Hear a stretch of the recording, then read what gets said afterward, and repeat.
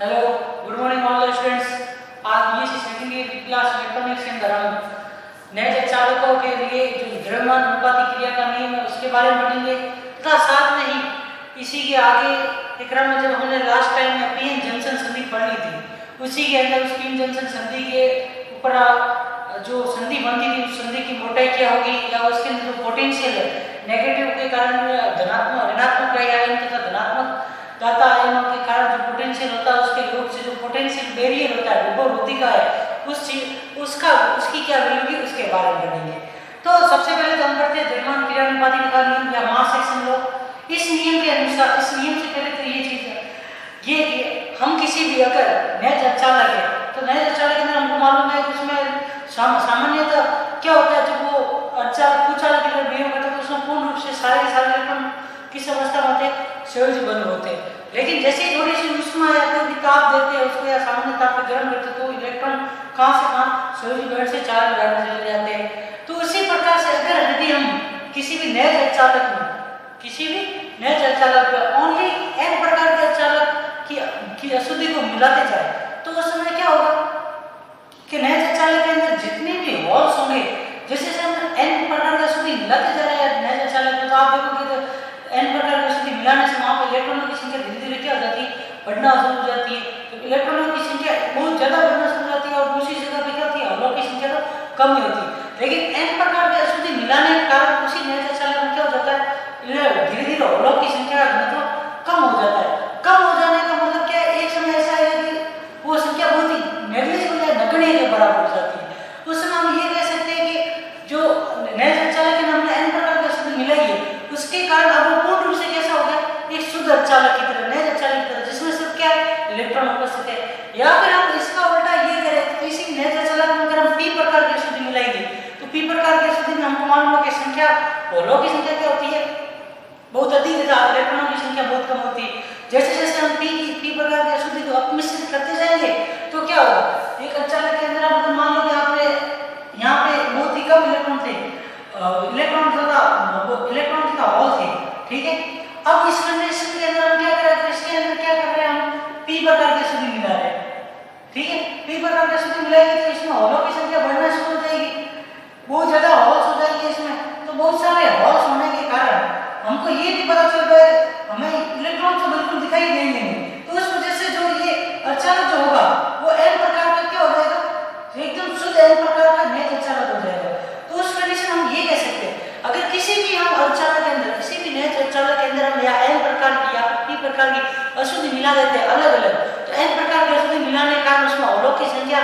Electron की तुलना में क्या नगण्य हो जाती है तथा वहाँ पे पूर्ण रूप से शुद्ध चालक की तरह बिहेव करता है अगर उसमें सिर्फ n प्रकार की अशुद्धि मिलाते जाए तो। और उसी का उल्टा p प्रकार की अगर अशुद्धि मिलाते जाते हैं किसी भी नए चालक में तो वहाँ पे होलों की संख्या इतनी हो जाती है कि इलेक्ट्रॉनों की संख्या उसमें नगण्य हो जाती है तथा वो किस प्रकार का बिहेव करता है नए चालक की तरह बिहेव करता है। तो इस आधार पर हम ये कह सकते हैं कि साम्य अवस्था की कंडीशन के अंदर साम्य अवस्था कौन सी जब इलेक्ट्रॉन तथा होल दोनों में या तो एक में पूरा के पूरे इलेक्ट्रॉन है या एक में पूरे के पूरे होल्स है। उस कंडीशन में अगर हम उसके किसी भी नए चालक के अंदर इलेक्ट्रॉन मुक्त इलेक्ट्रॉनों का संख्या का घनत्व या सांद्रता का गुणापन किसके साथ में कर दे होलों की संख्या या सांद्रता के साथ में कर देंगे तो हमको जो मल्टीप्लिकेशन प्राप्त होता है वो कैसा मल्टीप्लिकेशन होता है वो नए चालक के अंदर जो इलेक्ट्रॉन तथा होल्स होते हैं उनकी संख्या बराबर होती है उनका गुणनफल करने के ऊपर जो सांद्रता प्राप्त होती है उसके बराबर होता है। तो यही समझ लेना जो ये Np बराबर I इसको लिखा हुआ है जिसमें क्या लिखा हुआ है n प्रकार के अचालक जब n प्रकार के अशुद्धि मिलाने पर अचालक पूर्ण रूप से n प्रकार का अचालक हो गया उसमें पूर्ण रूप से इलेक्ट्रॉनों की संख्या बहुत ज्यादा हो गई या इलेक्ट्रॉन ही है उसमें तो उस कंडीशन में इलेक्ट्रॉन की सांद्रता जब आपने पूर्ण रूप से होल्स को मिलाया तब उसमें होल्स ही हो ओनली इलेक्ट्रॉन न उसकी होलों की सांद्रता दोनों का मल्टीप्लिकेशन करने पे वो किसके बराबर होता है ni स्क्वायर मतलब किसी भी नए चालक में इलेक्ट्रॉन तथा होल की संख्या जो होती है उसका होल मतलब अगर एक क्योंकि हम लोगों को मालूम है नए चालक में जितने इलेक्ट्रॉन होते हैं उतने होल होते हैं दोनों को मल्टीप्लिकेशन करेंगे तो क्या हो जाएगा n बराबर p तो n into p करोगे तो क्या होगा या तो n स्क्वायर बोलो या फिर इसको p स्क्वायर बोलो उसी प्रकार से इसमें np बराबर क्या लिखा जाता है ni स्क्वायर। तो ध्यान रखना हमेशा किसी भी नए चालक के अंदर अगर ओनली n प्रकार की अशुद्धि अपमिश्रित की जाए या फिर p प्रकार की अशुद्धि अपमिश्रित की जाए तो दोनों ही कंडीशन के अंदर उसमें साम्यावस्था में इलेक्ट्रॉनों की सांद्रता तथा होलों की सांद्रता का मल्टीप्लिकेशन हमेशा नए चालक एक शुद्ध नए चालक उपस्थित इलेक्ट्रॉन तथा होल की सांद्रता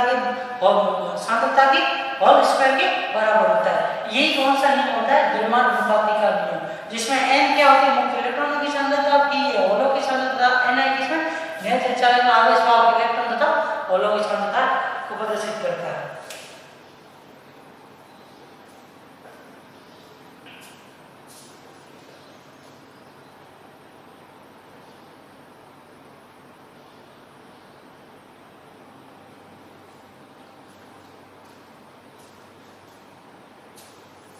द्रव्यमान क्रियानुपाती नियम के बाद में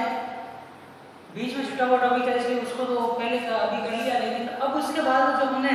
लास्ट में जो टॉपिक पढ़ा था वो था पीएन संधि या पीएन जंक्शन। तो अब उसी के आगे जो हम पढ़ेंगे कि पीएन संधि के अंदर जो आवश्यक परत होती है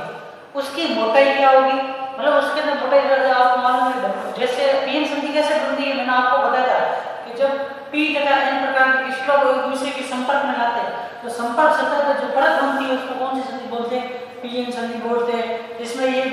दो तीन परिभाषा है, जैसे कि आवश्यक परत क्या होती है। आवश्यक परत जब इलेक्ट्रॉन तथा होल एक दूसरे से मिक्स हो जाते हैं तो ओनली उस जगह पर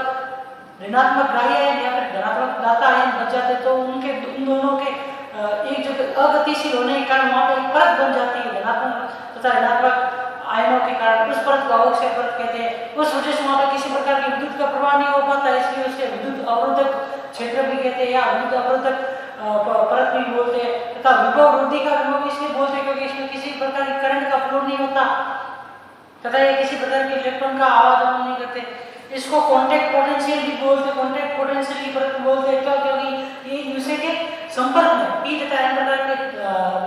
के अर्धचालकों के संपर्क में आने से बनी है, इसलिए इसको कॉन्टैक्ट पोटेंशियल बोलते हैं। तो अब मैं इसी परत के अंदर आप लोगों को एक ग्राफ भी बनाया था जिसमें पोटेंशियल जो होता है टोटल पोटेंशियल को अपन इस पूरी परत के अंदर जो पोटेंशियल होता है उसको पोटेंशियल वेक्टर वीबी से प्रदर्शित करते हैं। लेकिन इसमें आप मालूम है कि जब इस किनारे पे होते हैं तो जब पी टाइप के किनारे के ऊपर होते हैं तो वहां पे आपको मालूम हो तो सबसे ज्यादा पोटेंशियल होगा किसका? ऋणात्मक ग्राही आयन के कारण, जिसे अपन V1 से प्रदर्शित करते हैं। तथा दूसरी तरफ जब n टाइप के सिरे पर यहाँ से आगे जाते जाते तो इस बिंदु के ऊपर आने पर टोटल पोटेंशियल का या इस सेंटर के ऊपर टोटल पोटेंशियल का मान क्या हो जाता है? जीरो हो जाने के कारण फिर यहाँ से आगे तरफ बढ़ते तो ये धनात्मक पोटेंशियल में वृद्धि होती है, जिससे कि V2 से प्रदर्शित करते हैं। तो इस इक्वेशन या इस ग्राफ में ये प्रदर्शित कर सकते हैं कि VB बराबर क्या है? V2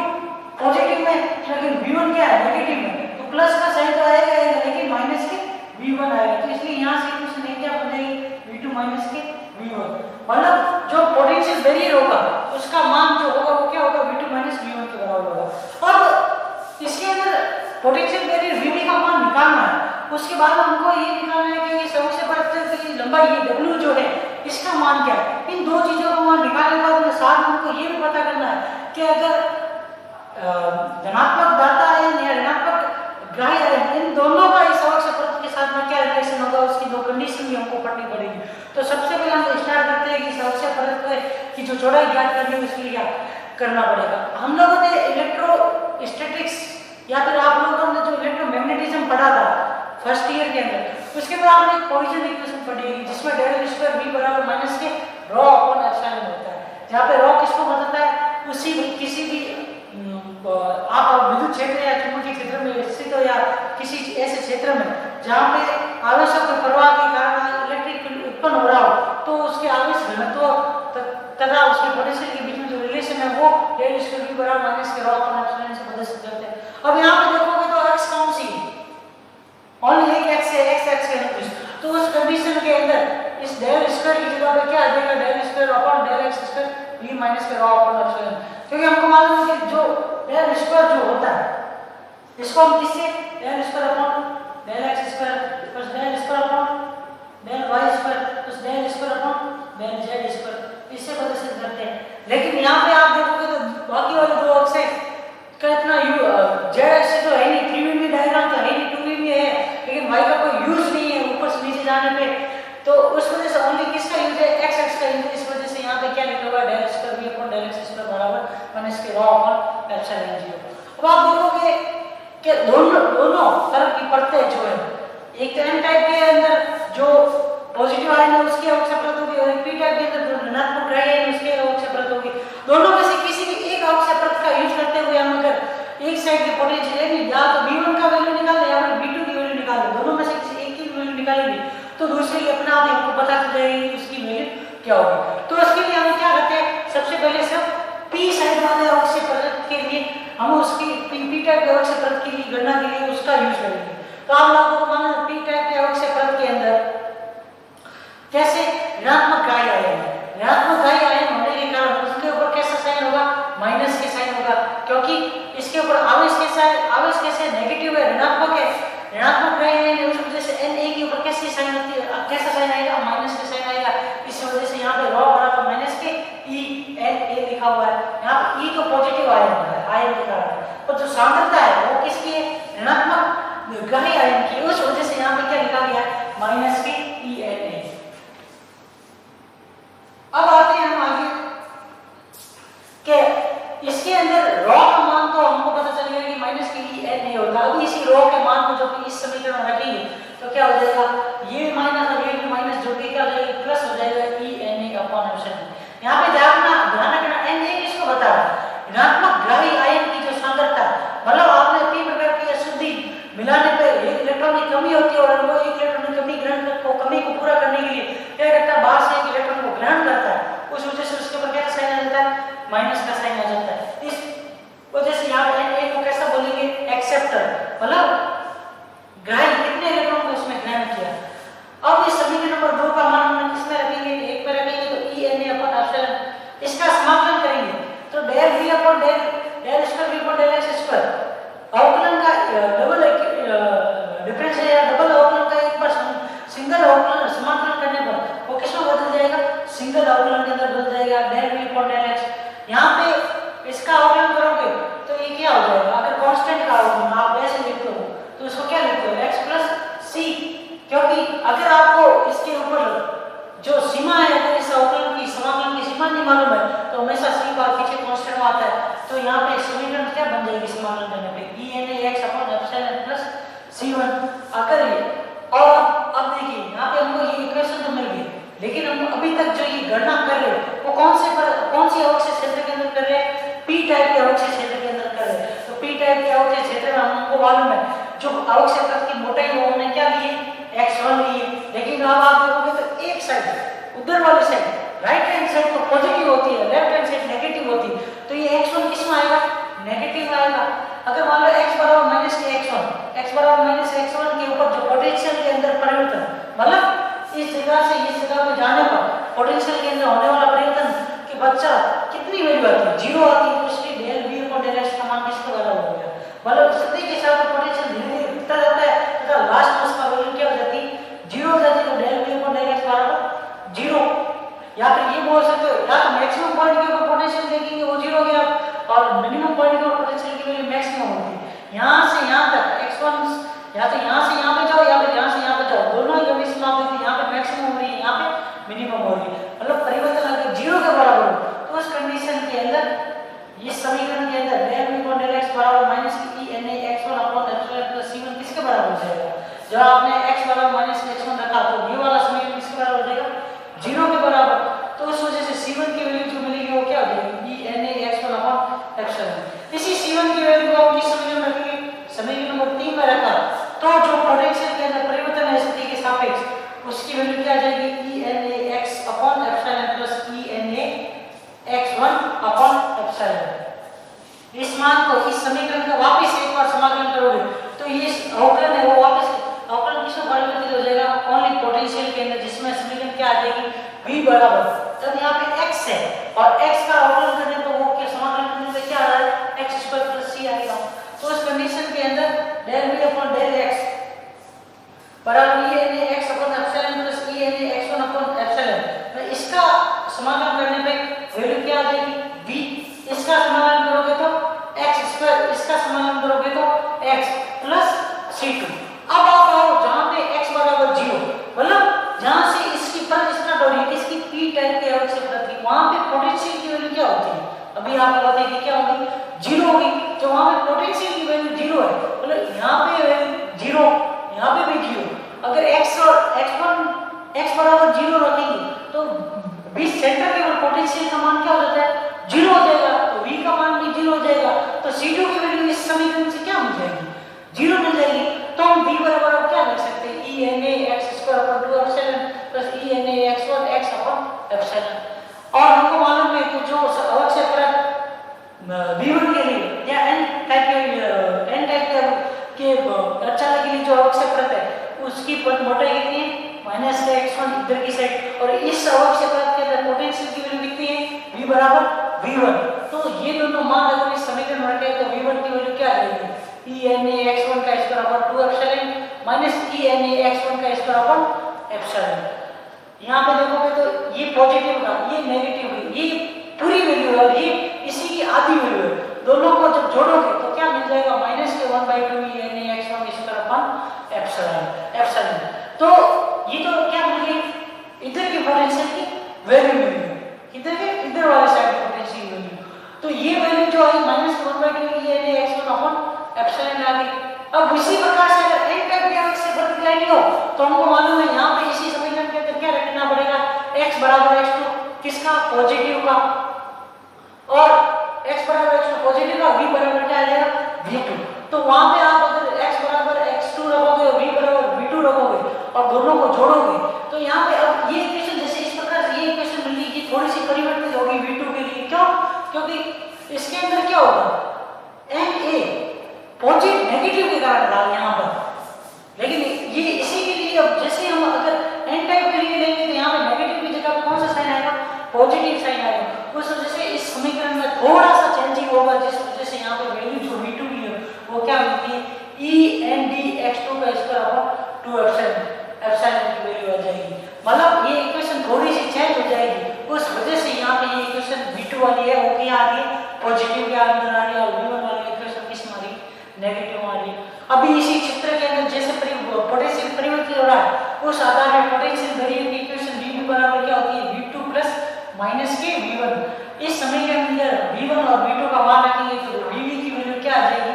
e upon 2 epsilon nd x2 का स्क्वायर प्लस na x1 का स्क्वायर। तो ये जो समीकरण है ये इंपॉर्टेंट समीकरण है। अभी इसी के आगे कैलकुलेशन और होगी और इक्वेशन को सॉल्व करेंगे तब हम लोगों को पता चलेगा कि आवश्यक परत की टोटल लंबाई कितनी है। तो मेनली ये इक्वेशन स्टार्ट कहां से होगी, आप लोगों को अगर पीछे वाली चीजें याद है, फर्स्ट ईयर या 12th की जो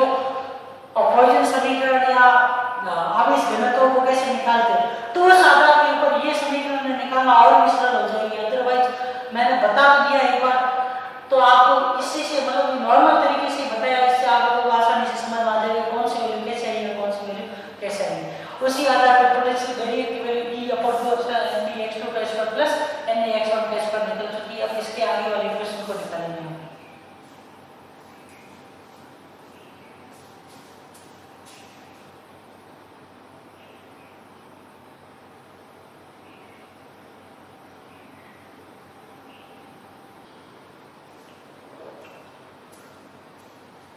लास्ट तक हमने पोटेंशियल वेरिएंट अभी तक निकाल दिया है। अभी इसी के आगे आप देखेंगे कि हम जो हमने पीएन संधि जब पढ़ी थी उसका कॉम्बिनेशन, तो हम लोगों ने पढ़ा था कि जो n पूरे के पूरे p टाइप के तरफ के जो आवेश वाहक है या आवेशों की जो संख्या है उनको उनका योग अगर n टाइप की तरफ के पूरे आवेशों के साथ में कर देंगे तो उसका मान किसके बराबर आता है, 0 के बराबर आता था। उदासीनीकरण समीकरण से हमने क्या निकाला था, na(x1) बराबर ndx2। अब इसी समीकरण से हम एक बार x1 का मान इस समीकरण में रखेंगे और एक बार x2 का मान इस समीकरण में रखेंगे। तो सबसे पहले तो हम क्या करते हैं, x1 का मान जब इस समीकरण से इस समीकरण में रखेंगे तो vp बराबर क्या हो जाएगा, e upon 2 epsilon nd x2 का स्क्वायर, और यहाँ पे x1 बराबर क्या हो जाएगा, nd x2 upon na x1। मतलब यहाँ पे जो x1 की वैल्यू आएगी वो क्या आ जाएगी, nd x2 अपॉन na आ जाएगी। ठीक है, अब वो वैल्यू यहाँ पे रखी हमने nd x2 अपॉन na का होल स्क्वायर। अब यहाँ पे देखो कॉमन चीजें क्या क्या आ रही है, यहाँ पे nd x2 का होल स्क्वायर और यहाँ पे इससे यहाँ से भी एक हम nd और फिर x2 का होल स्क्वायर कॉमन लेंगे तो e nd x2 का स्क्वायर अपॉन 2 एप्सिलॉन 1, यहाँ पे तो पूरा एक 1 बच गया, तो यहाँ पे क्या हो जाएगा, एक na से एक na कट जाएगा, फिर भी एक na बच जाएगा, इक्वेशन आ जाएगी vp बराबर e nd x2 का स्क्वायर अपॉन 2 एप्सिलॉन कोष्टक में 1 plus N D upon N A. ये आ गई इक्वेशन नंबर 11 से वीबी की x2 के रूप में इक्वेशन आ गई। अब इसी प्रकार से x2 का मान अगर हम इस समीकरण से x2 बराबर क्या हो जाएगा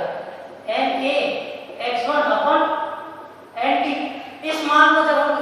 इस समीकरण में रखेंगे तो x1 के रूप में आवश्यक परत की जो पोटेंशियल है आवश्यक परत क्या है उसके अंदर पोटेंशियल की वैल्यू क्या है या पोटेंशियल वैल्यू का क्या मान है वो निकल जाएगा इस समीकरण से। यहाँ से क्वेश्चन नंबर 12 में आ गया। अब आप यहाँ पे देखो एक समीकरण में x2 के रूप में पोटेंशियल बैरियर और एक समीकरण में x1 के रूप में, और हमको अभी निकालनी क्या है पोटेंशियल बैरियर का मान। तो यहाँ से पता चलेगा कि ऐसे आएगा, लेकिन अब हमको निकालना है कि उस आवश्यक परत की मोटाई क्या है। तो आवश्यक परत की मोटाई के रूप में आप लोगों को मालूम जो ये परत होती थी यहाँ पर एक की मोटाई x1 और दूसरे की अपन लेते थे x2 और टोटल परत की लंबाई मोटाई क्या हो जाती है x1 प्लस x2। तो अब हम लोगों को क्या मान पता होना चाहिए x1 और x2 का मान हमको पता चल जाए तो हम क्या कर सकते हैं x1 और x2 का मान पता चलने पे इस समीकरण में रखने पर हम लोग पता कर सकते हैं कि आवश्यक परत की मोटाई क्या है। तो वही करेंगे। अब देखो इक्वेशन नंबर 11 से हम क्या करेंगे x2 का मान निकालते हैं तो x2 बराबर में क्या हो जाएगा e2 एप्सिलॉन bb ऊपर की तरफ चला जाएगा e एन डी नीचे आ जाएगा और ये कोष्टक में जो है वो भी नीचे की तरफ आएगी और ऊपर घात 1/2 इसलिए आएगी क्योंकि यहाँ पे x2 का क्या होल स्क्वायर वही का वही क्या हो जाएगा। दूसरे वाले समीकरण नंबर 12 में भी ये होगा कि x1 की वैल्यू क्या हो जाएगी 2 epsilon bb upon e n a कोष्टक में n a upon N d plus 1 का की पावर 1/2। तो ये दोनों इक्वेशन है 13 और 14 से x2 और x1 का मान तो आपको पता चल जाता है। इसी x2 और x1 के मान को समीकरण नंबर क्या रखेंगे 15 में, जो कि आवश्यक परत की मोटाई को बताती है। मतलब x1 और x2 को जोड़ने पर मतलब p टाइप के परत की मोटाई को तथा n टाइप के परत की मोटाई को दोनों आवश्यक परतों की मोटाई को जोड़ने पर हमको टोटल p तथा n को जोड़ने से जो संपर्क सतह पे आवश्यक परत मिली है उसकी मोटाई का पता चल जाएगा। समीकरण नंबर 13 से और 14 से x2 तथा x2 1 का मान रखेंगे तो आप देखो x1 और x2 का मान रखेंगे 2 epsilon bb upon e n a upon n d plus 1 की power 1/2 2 epsilon bb upon e n d upon n a plus 1 की पावर 1/2। अब यहाँ पे देखो मैं इतनी चीजें अब आप लोगों को कैलकुलेशन आती है, मैं बैंक में वो चीज बता देता हूँ इसमें मैंने किया क्या किया। उसके बाद में इस इक्वेशन के अंदर है कुछ भी नहीं, दो चीजें यहाँ पे आप देखो एक तो ये चीज कॉमन आ रही है और दूसरी इसमें भी यही चीज कॉमन आ रही है, नहीं दोनों को बाहर कर दिया नीचे वाली इक्वेशन में सेम की सेम रखी। अब उसके बाद में देखिए कि यहाँ से जब ये ऊपर की तरफ जाए लसअप लेने पे तो ये पूरा पूरा एन डी कॉमन बाहर ले लो, लसअप लिया तो एन ए और एन डी दोनों में जुड़ गए। तो देखो इस इक्वेशन के अंदर ये चीज और इस इक्वेशन में भी ये चीज दोनों क्या आ जाएगी कॉमन आ जाएगी। तो बात w बराबर क्या हो गया 2 epsilon bb upon e n a plus n d की पावर 1/2 कोष्टक में n d upon n a की पावर 1/2 क्योंकि n d ऊपर की तरफ चला जाएगा और n a नीचे आ जाएगा और यहीं पर इसका उल्टा इसमें भी इसका उल्टा हो जाएगा तो यहाँ पे n a upon n d की पावर 1/2। अब ये एक समीकरण है, एक तो समीकरण ये इंपॉर्टेंट है और एक समीकरण ये इंपॉर्टेंट है। अगर सिर्फ मोटाई के बारे में पूछ ले तब तो सीधा आप यहाँ से यहाँ तक पहुँच जाना, लेकिन मोटाई के साथ साथ वो पूछे कि आपने अगर आवश्यक परत या किसी भी पीएन संधि के अंदर आप धनात्मक दाता है या ऋणात्मक दाता है ना ऋणात्मक ग्राही आयनों को आप अगर जोड़ते जाते हो या फिर अशुद्धि मिलाते जाते हो तो अशुद्धि मिलाने पर पी या एन के समीकरण की जनसंख्या अशुद्धि मिलाने पर उसकी आवश्यक परत की मोटाई के ऊपर क्या फर्क पड़ेगा, आवश्यक परत की मोटाई घटेगी या आवश्यक परत की मोटाई बढ़ेगी। उसके लिए इस समीकरण का यूज है जो कि आगे वाले दो केसों में यूज किया जाएगा। तो ध्यान रखना ये क्वेश्चन नंबर 16 तथा ये क्वेश्चन नंबर 17 दोनों ही मिलकर आप लोगों को दोनों ही इक्वेशन है इसको बताएगी उस आवश्यक परत की मोटाई के बारे में जानकारी देगी कि आवश्यक परत की मोटाई कितनी है। मतलब उसको हम या तो क्वेश्चन नंबर 17 में मान रख के NaND का या फिर क्वेश्चन नंबर 16 में NaND का मान निकाल के भी ज्ञात कर सकते हैं। तो आवश्यक परत की मोटाई तो पता चल गई, लेकिन Na तथा Nd की वैल्यू बढ़ने या घटने पर इस आवश्यक परत की मोटाई के ऊपर क्या इफेक्ट पड़ेगा वो अभी इसी क्वेश्चन नंबर 17 के आगे के दो केसों में हम भी करेंगे, जिससे हमको ये पता चल जाएगा कि आवश्यक परत की मोटाई के अंदर परिवर्तन अशुद्धि मिलान में बढ़ता है या फिर अशुद्धि मिलान में घटता है। उस चीज के बारे में हमको एक क्वेश्चन नंबर 16 या 17 से पता चल जाएगा।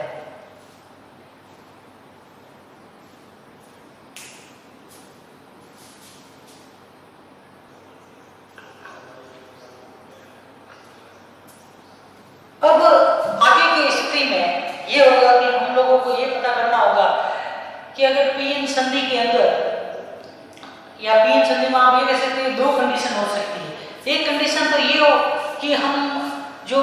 दाता प्रकार की अशुद्धि है उसको बहुत अधिक मिलाए, या फिर एक कंडीशन ये होगी कि जो ग्राही प्रकार की अशुद्धि है उसको बहुत अधिक मिलाए। अगर हम मान लो कि हमने पीएन संधि के अंदर मान लो कि दाता परमाणु जो है उनका जो संख्या है, दाता परमाणु की सांद्रता वो क्या है, ग्राही परमाणुओं की सांद्रता की तुलना बहुत ही ज्यादा अधिक है, तो उस कंडीशन में Nd प्लस Na किसके बराबर हो जाएगा,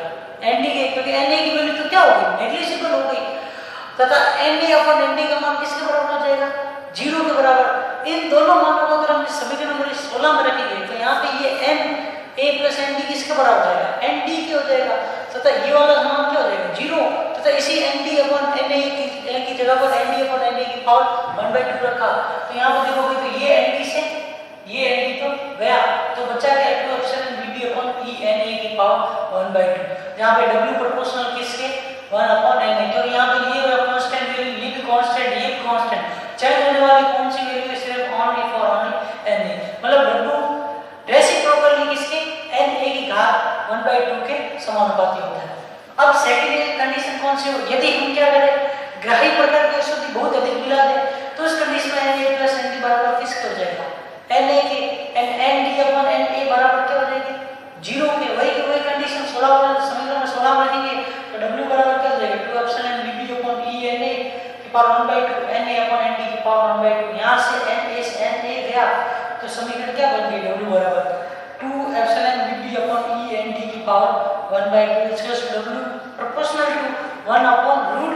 Nd। मतलब इन दोनों समीकरण से इससे और इससे क्या पता चल रहा है, इससे और इससे हमें ये पता चल रहा है अगर P या N प्रकार Pn संधि के अंदर हम दाता प्रकार की अशुद्धि या फिर ग्राही प्रकार की अशुद्धि को मिलाए या बढ़ाए, इन दोनों प्रकार की अशुद्धि बढ़ा दे इसके अंदर, तो उस कंडीशन के अंदर क्या हो जाएगा, उस कंडीशन में हमारा ये फर्क पड़ेगा कि जो आवश्यक परत की मोटाई है उसका मान धीरे धीरे क्या हो जाएगा, कम हो रहा है। यहाँ पे जैसे Nd का मान इंक्रीज होगा तो Nd इंक्रीज होने में क्या हो जाएगा, W क्या हो जाएगी, डिक्रीज हो जाएगी, तो यहाँ पे Na इंक्रीज करने पर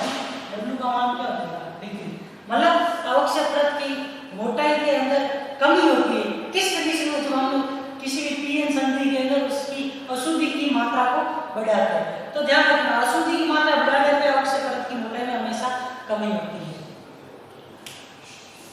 ये तो आवश्यक परत की मोटाई, उसकी मोटाई के अंदर अशुद्धि की मात्रा के ऊपर क्या इफेक्ट पड़ेगा, उस चीज की बल पड़ेगा। अब जो नेक्स्ट क्लास होगी उसी के अंदर इस आवश्यक परत पीएन संधि के अंदर अगर हम पीएन संधि को एक संधारित्र के रूप में माने या एक संधि संधारित्र माने तो उस कंडीशन में आवश्यक परत की मोटाई या आवश्यक परत के अंदर क्या इफेक्ट पड़ेगा, या फिर उसके अंदर जो कैपेसिटेंस होगा या संधारित्र की जो कैपेसिटेंस होगी उसके ऊपर क्या इफेक्ट पड़ेगा या उसका क्या मान होगा, उस चीजों के बारे में